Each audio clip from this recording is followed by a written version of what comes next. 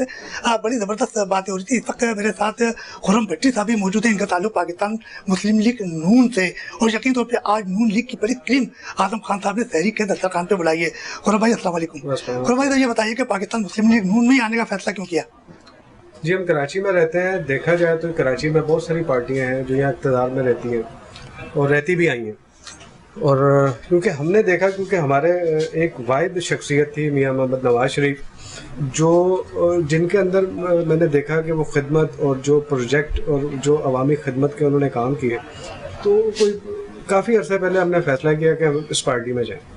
और चूँकि हमारे लीडरान जो हैं उन्होंने कभी इक़्तिदार की सियासत नहीं की, इक़्तिदार की सियासत की, तो वजह ये बनी उनके किरदार को। अच्छा, ये बताइए रमज़ान मुबारक के रोज़े कैसे गुजर रहे हैं? अल्हम्दुलिल्लाह बहुत अच्छे, बहुत आजम खान साहब ने तहरीक का इत्मीम किया, बड़ा ज़बरदस्त खाना इस वक्त मेरे सामने रखा हुआ है और आपके सामने भी रखा हुआ है, तो आप सोच रहे जल्दी से खत्म हो शुरू?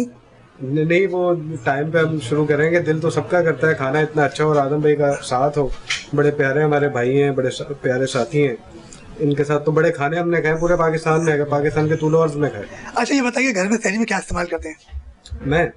मैं घर पे एक रोटी सादी और सालन। जो तो आज तो बड़ा ज़बरदस्त खाना है। आज बहुत ज़्यादा बड़ा हैवी। तो घर वालों को बता के आएंगे मैं सहरी के दस्तरखान पे जा रहा हूँ, इतना आपका खाना घर में रह जाए। आपके तवज्जुह से भी पता चल जाएगा सबको, कि पूरी दुनिया को पता चल जाएगा। अच्छा, पूरी दुनिया को पता